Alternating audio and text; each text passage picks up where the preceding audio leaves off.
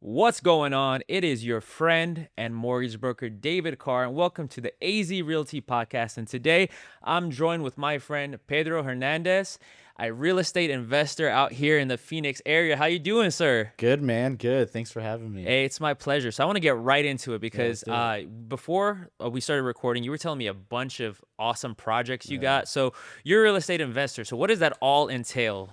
So I mostly do flips now. I started off wholesaling. I have two under contract to buy, 3 actives, and then 3 under construction. I do a little bit of wholesaling as well. I used to do it a lot, but now I slowed down and mostly, pick up the good deals for my flips, I have some rentals too.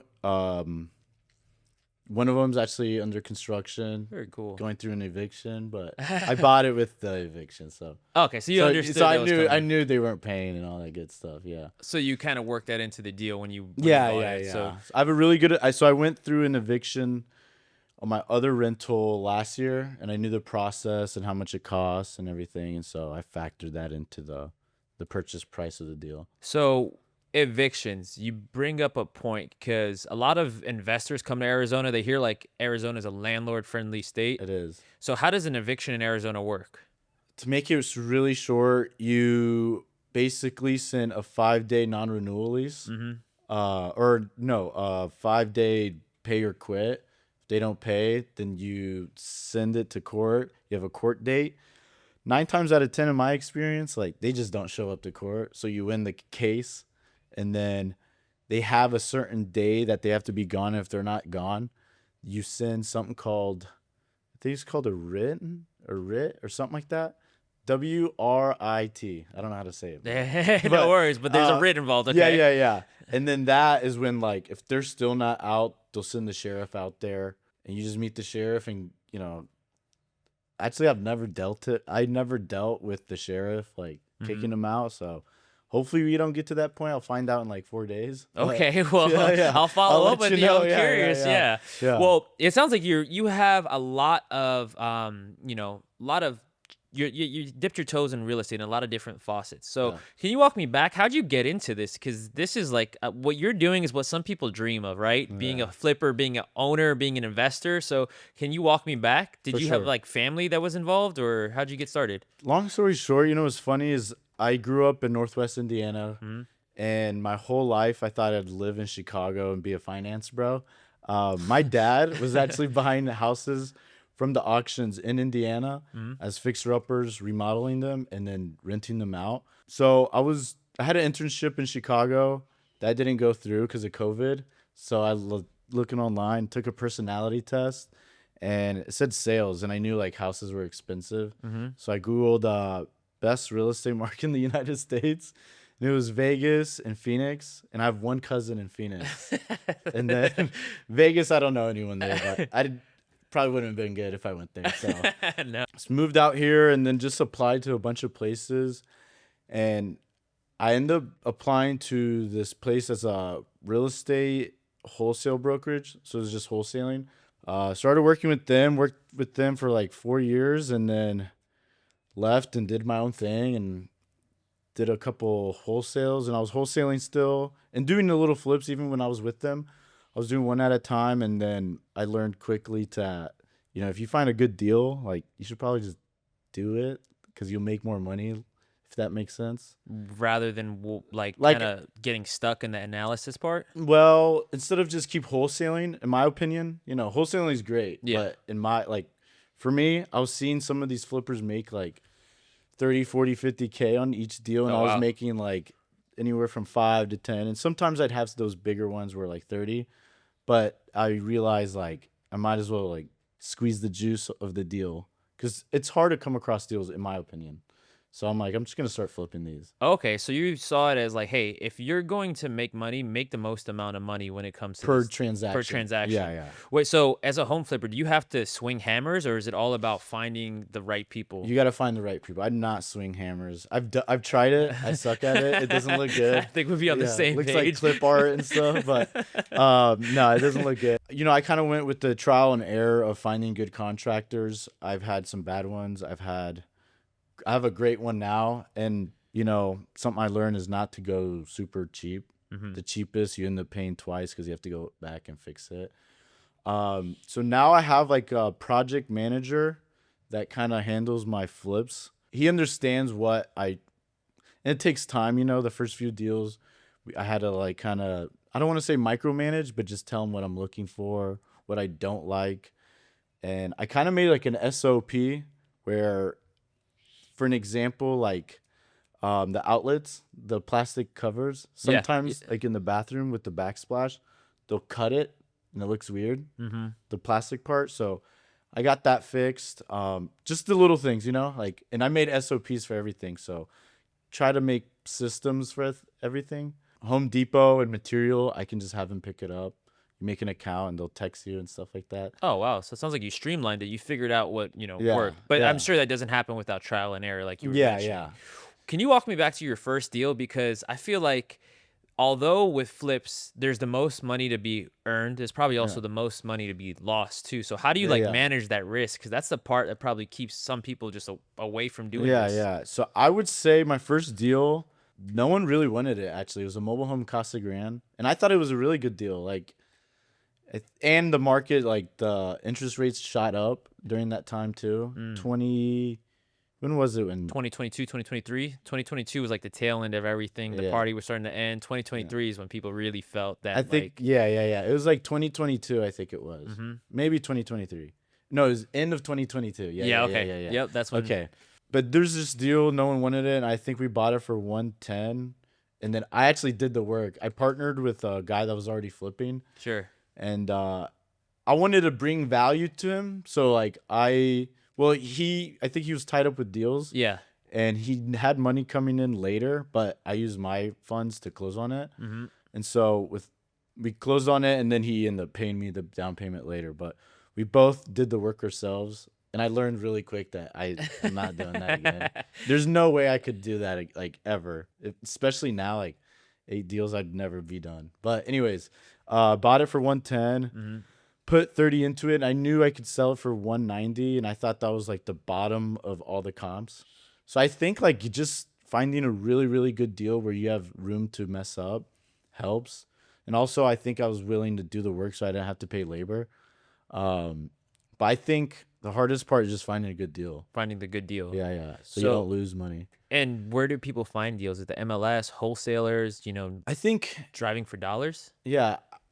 In my opinion, I'm a very extroverted person. Sure. So I think like, in my opinion, relationships is the best way. So I have relationships with agents, wholesalers. MLS is really good. I think MLS is really good. So but from what I've heard, MLS is overrated, right? Like you only finding market price deals. Is that always the case, or is there ways to find like undervalue? No, there's ways to find undervalue. It also depends what you do to it. And if you're like quick on it.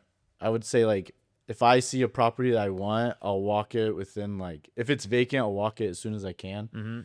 And then I'll get an offer to them like 2 hours right after walking. So speed wins deals is what it sounds like. Well, I send the offer. I have the offer written. I run the comps before I go there. I look at the pictures, know what rehab is. And then I have a TC that'll write all the paperwork. And so like when I'm out there, I'll confirm the numbers and then adjust it if I need to, and then send the offer. So you say you show the property, or you check the property out at 12 o'clock, 12:05. If you like it, you have the offer submitted. That's pretty cool. So I go quick. Like I try to go quick. But even just like doing deals with, I have a really good relationship with a wholesaler, and he's kind of like with my project manager, he's starting to understand what I want. Same with the wholesaler. He understands what I want too. And, I get blasted with a bunch of messages like this deal. But this specific wholesaler, he knows what I want. So he'll call me. He's like, buy this. I'm like, all right, let me look at it. Like pay attention to it. So I think like relationships help a lot. But to start off, I'd say MLS is good. MLS, so someone who's out there hungry to get their first deal, if they search the MLS, there's probably a deal out there that can be flipped. Yeah, there is always, I think, in my opinion. And what's the math? Can you walk me through like the math of what it would look like? Like how much,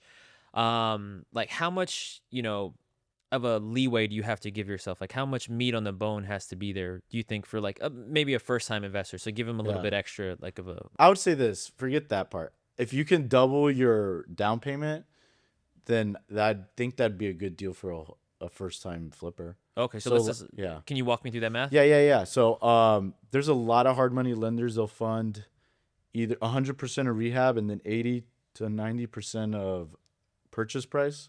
Like one deal that we're doing right now is I bought it for 205. So my cash to close was like 10% of that is like it was like 25K, Sure, something like that. And I think we're projected to make 40 on it. So I think that would be a really good one for a first time flipper. Okay, so if we could just do that math. So say someone buys a house for about 200,000, they put 20% down or 10%. 10% Most down. do 10, but if they might ask for 20 if you're new. Okay, so you put 10% down. If you could make about double your down payment back, that's a good deal. Yeah, it is. Okay. I try to always double it. That's like the rule of thumb. Yeah. Okay. Yeah. And then how can you like guarantee what guarantees you're gonna lose money on a flip? Is it all with like the what you buy it at, that price? Yeah. So if you buy it too high, I guarantee like It's guaranteed to lose. Yeah. I mean, there's the other things, and I could talk about the deal that I once lost money. Yeah.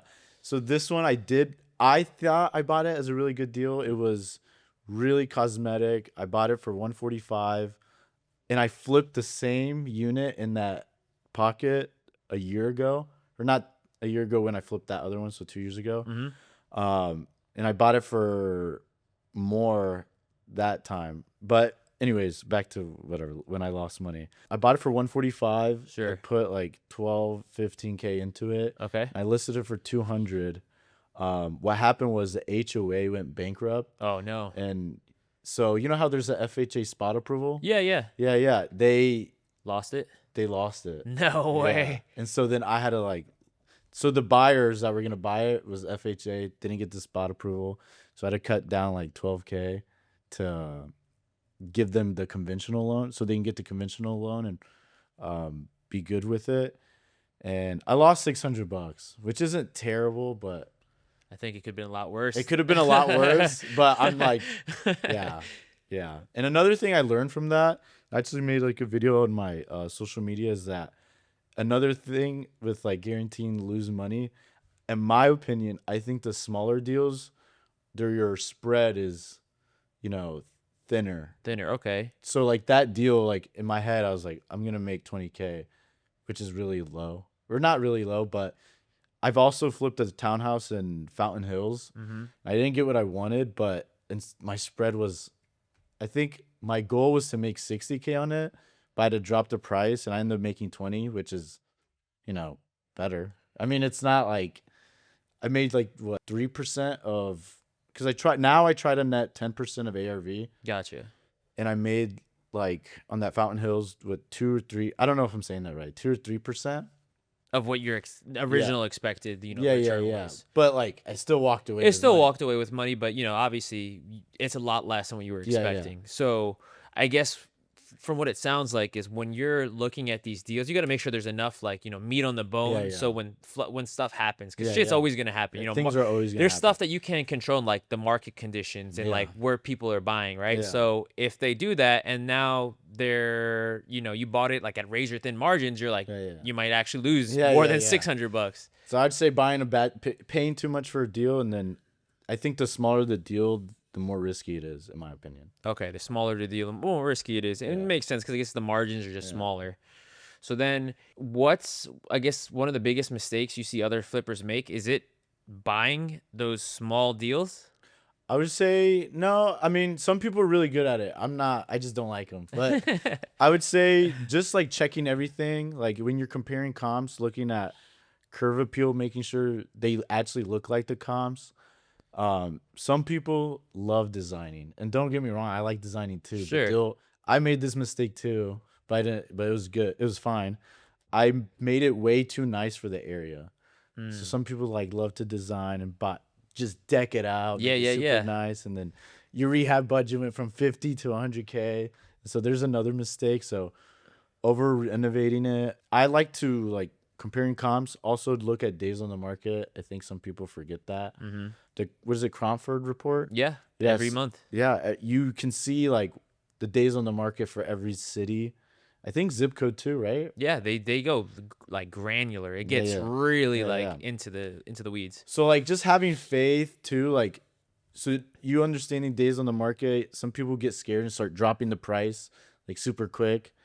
And I used to do that, but now I've gotten better where I'm like very like patient. I'm patient with days on the market because I'm like usually it takes this long to sell at this price.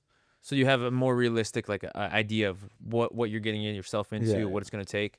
One thing I want to go back on is back to your first deal. We didn't talk about this, but I want to talk about your mindset. Like, what were you thinking when you went into it? Like, I know you said you were working as a wholesaler before, but what was your mindset like? Were you ready to do your first deal, or did this kind of fall in your lap and you're like, you know what, this is it. This is my opportunity to make more than what I've been doing. Yeah. I always wanted to flip. And so I was like, this is such a low price point.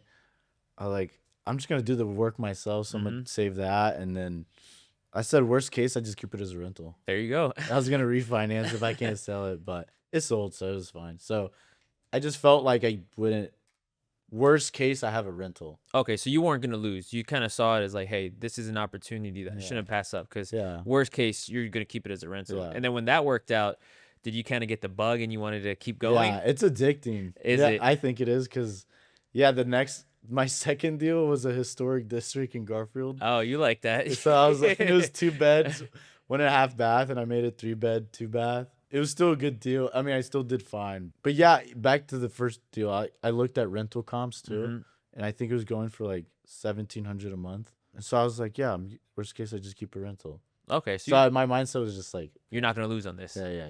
Now, fast forward to today. Yeah. Is there some deals you won't touch? Because it sounded like you did the Garfield deal in the historic district, the mobile home. Is there now like deals you're like, you know what, I specialize in this type of thing. I don't really want to, deal with this. Yeah. I will not do 55 plus unless it's a stupid good deal. Why not? Just because your buyer pool is smaller. Oh, okay. So it's harder to actually sell. Yeah. Well, yeah. Some people are good at it. I'm just not good at it. So you've done one? Can you talk about that? No, I've never done. You've never done one. Yeah, but I don't want to because I don't know. I just heard a lot of bad stories with 55 plus. Gotcha.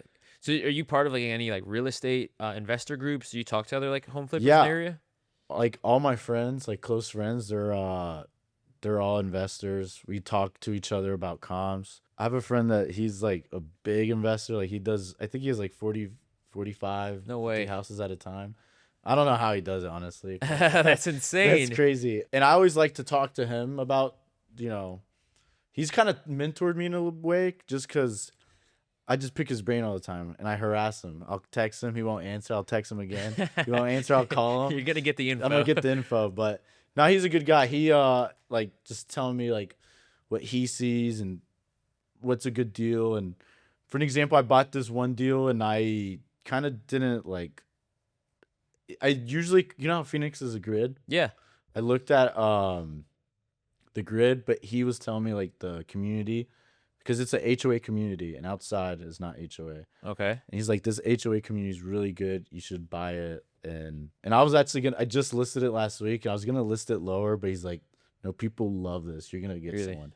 And so I listed it like 10K higher, which I am getting a lot of showings on. So we'll see. Oh, that's perfect. But I have him. I have another friend. He's a developer and he does a lot in Scottsdale. And I like to just talk to all of them. And do you think it's important to have like a community of people you can kind of like talk to about that stuff? Yeah, I do think so. And then my wholesaler friend that I told you, like, he lets me know what people are like buying stuff for, like his other deals that I didn't buy. So yeah, I think it's really important. I think it keeps you up to date. And I think also it fast tracks your knowledge. I don't know like North Phoenix that great, and I've been doing North Phoenix lately, and so I kind of learn from other people's mistakes too, from that, like other flippers. Sure, can kind of like you're using their homework, you're using what worked for them, so then you don't have to make the same mistake. And same with like when I wholesale, when I was wholesaling a lot, we were tracking all the addresses and how they perform, And I kind of understand. And that's why the 55 plus, I wasn't very confident in that. No, it doesn't sound like it was doesn't, it just sounded like everyone was like not doing great there. Some people were, but not everyone. Gotcha.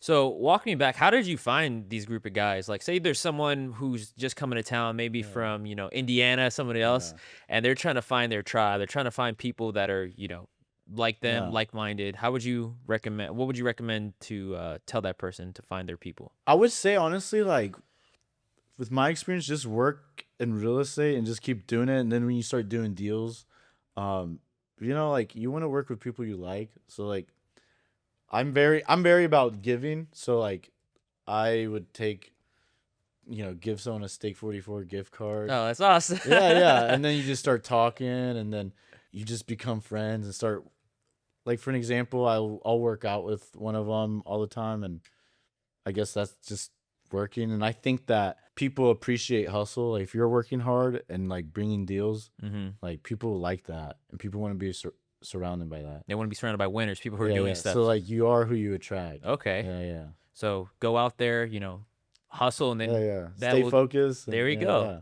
Hell yeah. So then you told me how many flips you're running. You said it was 8, right? So you have a couple deals under contract, a couple deals active, and a couple deals like in the process of being purchased, right? Yeah. Do you have anything else on the horizon? No, right now. I mean, I'm trying to get more deals. Say someone's watching you. How could they send you a deal? What's your social media? It is Pedro _Hernandez _AZRE. Send him your deals. Yeah. Or you can email me at pedro.hdezhomes@gmail.com. There we go. But yeah, I just have those. I am looking for more. I should probably wait for some of these to sell, but I feel like I need to just keep going. There you go. I don't want to lose momentum. And so I'm trying to buy 1 or 2 more if the deals make sense. Can you walk me through like the financing part? Because I think some people think they might need like 100% cash to buy these things. No, Can you walk me through how it works? For sure. So most hard money lenders will fund 100% of the renovations. You got to write a list of, it's actually like asset based. Most of them are asset based. So they don't really care about your credit score. They don't really care about you. They just care about the deal. So they do care about your track record. That's helped me a lot.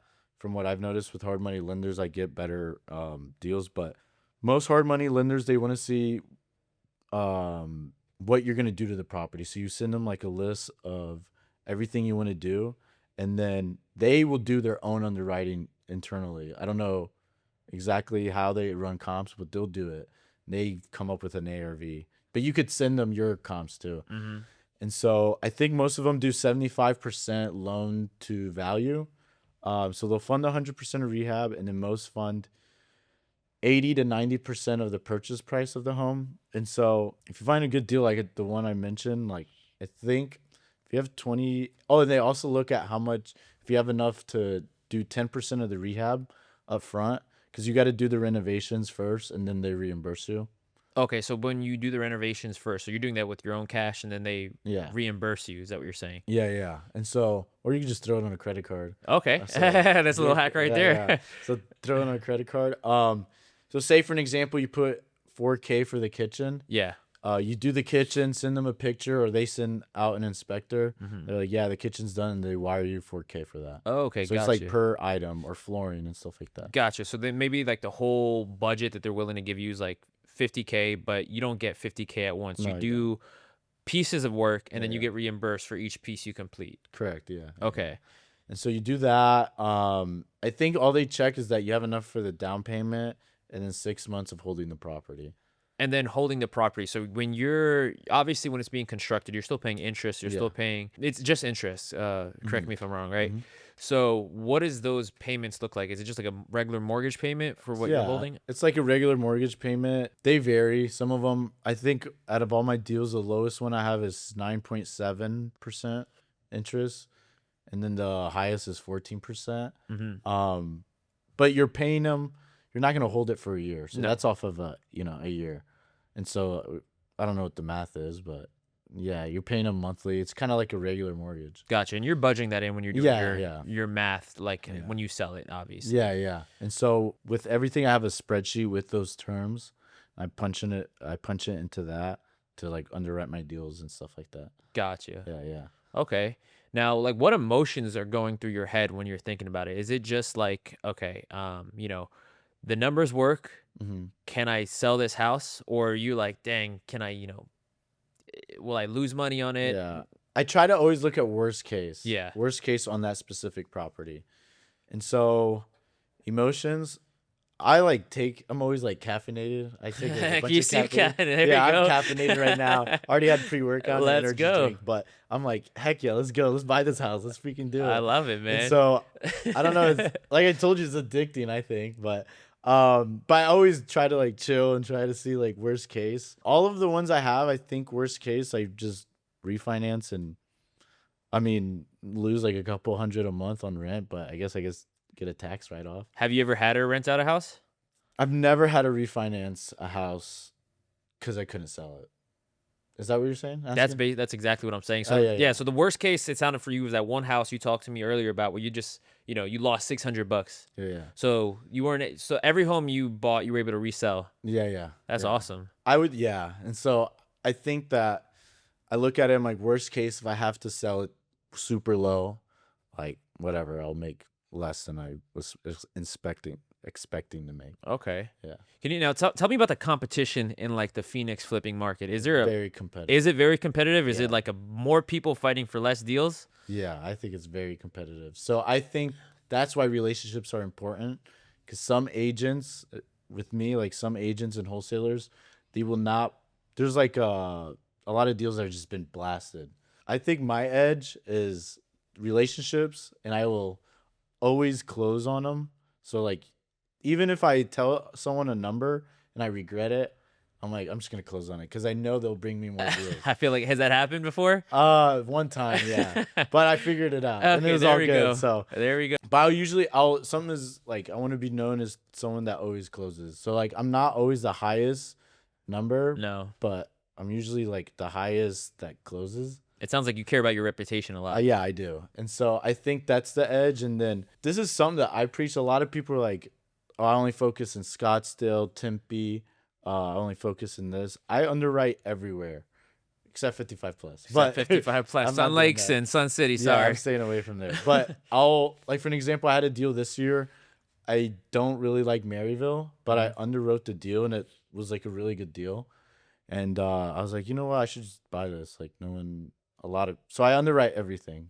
So I guess that's something that's helped me keep the pipeline full. Also being creative, like that historic Garfield that I Yeah. mentioned. It was 2 beds, 1.5 bath. I made it 3 bedrooms, 2 bath.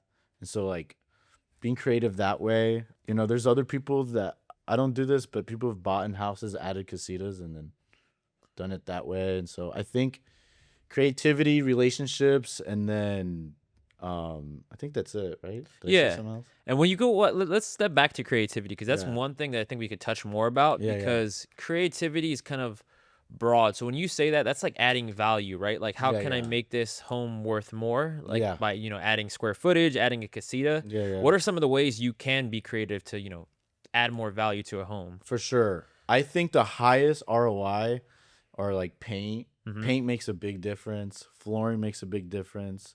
Countertops. Ways that I like to add value is just like garage, just more like not necessarily look wise, but amenities wise. Amenity-wise. If that makes sense, like a carport. Oh, okay. I don't know if that was the right word, but a carport. Just like things that you could use. Okay, like maybe utilities. Utilities, yeah. That's a better word for it. Maybe. People like want, stuff that people actually want Yeah. to use and just make their like living style, like standard of living better. Yeah. So like I've had to add like a patio cover. Like some houses don't have the back, Oh, so their cars there's Yeah. bacon in the sun. Yeah. But or even in the backyard too. So just like adding value that way. I'm trying to think like what else have I done that added value? Like a RV gate, adding RV gates, like Okay. yeah. I know that's not a big thing that people think about, but No, but I guess just the right buyer that makes yeah. makes all the difference because what do people want? They want something that's gonna they'll be able to use and if they have a need for that. yeah. Another thing too, is just like trying to eliminate reasons not to buy a property. How do you think like that? Like, for an example, I have a property where the pool's super close to the back of the house, Yeah. and it has a big window, and I feel like a lot of investors would get rid of the window, add a slider. But the thing is, like, a lot of families don't want their kids to open the slider, run in the pool, and Oh, drown. because So it's right there. yeah, yeah. And so what I'm doing, I'm just leaving the pool there. I'm gonna do like a bookshelf on each side, and then you ever seen those, like, what's it called? You sit there and it's like a shelf, and like you could, like a shelf. I don't know how to explain it. It's common in the Midwest where you're like sitting on the window. Do you know what I'm talking about or no? Nah, we're gonna have to look this Yeah, up yeah, because we'll I'm look it up. curious. We'll Yeah, look it I'm up. We'll curious. look it up. But okay, so when you're going through these houses, you're kind of thinking of what it could be, right? You're Yeah. seeing what it could be, trying to make sure that you're not excluding any types of buyers from Yeah, your yeah. buying pool Yeah. So I want the biggest buyer pool possible. possible. That's yeah. awesome. And I'm sure that took like some training to kind Yeah, of like yeah. have that type of lens. Yeah. Because it's probably easy to go in there and be like, oh, if I was buying this house, I wanted this. I want this stuff. Yeah. and then you're like, why is my home not selling? Yeah, yeah. This is no. awesome. Yeah, yeah. Okay. No, for sure. So that's like a good way to think about it. And then also knowing who's gonna buy your property, like what do they want? What do they want? Yes. How do you figure that out? Because I feel like that part might be a little harder because it's harder to think like outside Yeah. of your own scope sometimes. I try to copy the comps, and then I'll call agents and ask what, like, the comps, the agents that list the comps. I'll ask them what they what feedback they got and stuff like that. Like, I don't know, Casa Grande, like the mobile home I did, I feel like they want a big yard, they want land. Okay. Versus here they want, I don't know, like, yeah, I don't know, actually. That's a good question. I don't know how I trained myself to do that. Nice. But it sounds like you mastered it because what you're doing is, Yeah. getting it really honed I in. guess trial and error, listing my own flips Yeah. and stuff like that, hearing what people say. I love Yeah. it. So one thing I saw on your social media, it's not one of the questions. Okay. So it's actually the 5338. Oh, this tattoo? This tattoo. Can you Yeah. kind of like explain that? Yeah, so this was really early. It was is right when I moved out here. I wasn't I was working wholesaling. I was, penny pinching. Yeah, yeah. I was using my McDonald's app, getting those promos. Yay, whatever you yeah. can, man. Yeah, and so it was a really tough spot in my life. Not Mhm. tough, but and it was on a Sunday. Like I was working, and a drunk driver hit me like at noon. No shit. Yeah, and so my car was totaled, and I didn't have insurance for other people that hit you. What is that called? Oh, uninsured? Uninsured Motorists. Yeah, whatever. And so I had to buy a new car, and I was like, dude, I only have $53 now. What am I gonna do? Oh no. And so I like worked that time. I was like, I need to work really, really hard. Like I need to just start working 7 days a week and all day. And so it was awesome because I had $53, and then like 3 weeks later I made like 10K wholesaling. And it was the same month I graduated college. And I was like, dude, I'm about to buy this ticket. I'm about to go home and not come back because I don't have any money. And but I think that, everything happens for a reason. And I'm a religious guy. I'm Catholic, so I just think that God was like, he wanted to put pressure on me to prove to myself that I could do like good things. Not good things, but I could work hard. Yeah. I think he gave me that, like, hey, you have the ability to do this, so that you can do other things. To test you. Yeah, he's testing me. So And I saw that story. That actually really made an impact on myself so Yeah. much that like I wanted to get you something actually. dang, you got me something. I did. Holy crap, So this is for you. Definitely made an impact on me when I is saw cool. that. dude! Thank you. Yes. I love this. So Dang, that's yeah, awesome. hang it up. I know you had it Hang on it the up. tattoo, but I was Yeah. like, you know what? Make sure you have something to hang up. So Yeah. that really did make a big impact on me because I find myself being challenged too. Yeah. And sometimes it's like, okay, if this is what I have to overcome, then, yeah. this is what I'm going to do. So Yeah. I feel like what do they say? Diamonds are made under pressure. So Yeah. that's, During that time too, I had like, not friends, but I had some people kind of doubted me and stuff. So I was like, try not to listen to anyone. Mm-hmm. And so, and just like never give up too. Like, how'd you stay motivated? How do I stay motivated? I don't know. Well, so I was actually born in Mexico, and my parents were immigrants too. Mm-hmm. So like growing up, I feel like I was always motivated to like go for more. My parents work really hard too. They both worked like 2 jobs growing up. And so I don't know. I think that was just ingrained in my head. You always saw their work ethic. You're like, no, I can't be. I'm like, in my head, I'm like, dude, they work like all the time. I have no excuses. Like, I need to work all the time. Hell yeah. And so that's kind of just pushed me to do, like, just to push. I don't know. I love it. Yeah. What would you tell those people who doubted you now? I don't know if it would be appropriate, but nah, it's appropriate. I'm just kidding. Probably this. But yeah. I mean, it happens. It is what it is. I try not to think about them. I think I'd rather be positive and there stuff. You go. But I try not to associate with myself with haters and doubters and stuff like that. They're gonna hate and doubt. That's what they do. And sometimes it was just I don't. Some of them were like family members, but it was because they want what's best for me. You know when you're like, you know what I mean? Like I understand what you mean because my parents tell me that too. Like I was telling my parents I wanted to buy a quadplex, and they were like, a quadplex, that's what if someone doesn't pay rent, and you know, it's sometimes they don't mean anything like harmful. Like I know they mean the best for me, but they just never bought a quadplex themselves, so they were like, you know, I think they just don't want you to suffer. They don't. Yeah. That's what it is. Yeah, but we have to. In my opinion, like that's how you grow. Is like a workout. You know, you tear your muscle and then grows up bigger. That's right. And you have to take that risk because if not, I don't, you know, I don't want to live thinking I never took it. I was like, oh man, what if I did this? What if I did that? I should have done that. I don't want to live that life. I hate the feeling of regret. There's times that I've regretted things and I'm like, dang, I like think about it for 3 days. You see, like so I'd rather say I went, I tried, I lost, but hey, I tried. Yeah, exactly.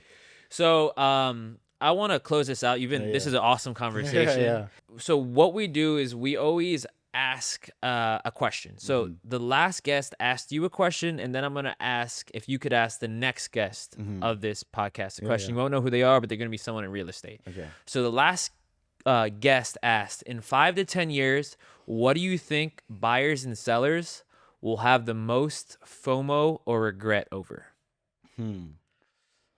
Buyers and sellers. I'll go put on my realtor hat. I would say like, I think people think prices are gonna go down. I don't think that's gonna happen. I think prices are gonna go up. So, you know, I think there's pros and cons in buying a house, but if you can lock down a house now, like, I'll say it's not your forever home, but it's an investment.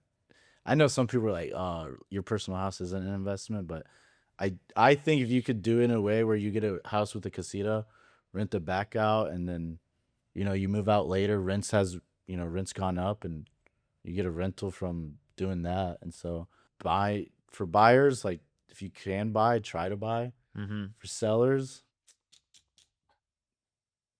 I don't know, sell and then buy something bigger. I don't know. I don't know what to say for sellers. No, that's I mean, good. I mean, if you have equity.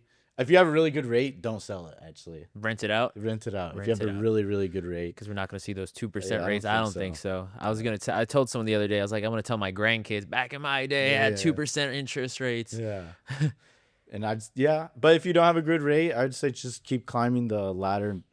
Every house, don't look at it as your forever home because things change. Yeah. I mean, I think that the stat is every 5 to 7 years, someone buys a new house. Yeah. Yeah. I would say that. And so now I have to ask the question? So, yeah, now you'll ask a question to the next guest. We won't know who that guest is, but they're going to be someone in real estate, someone that has some faucet in real estate. Yeah. I would say, what helped you 10x your business? What was something that you did that helped you get to the next level? All right. Yes. Yeah. That's a good question. I'm curious what they're going to say. Me too. Well, Pedro, it's been a pleasure, my man. Thanks, man. I appreciate it. Yes. Yeah. Thanks for having me. Take care.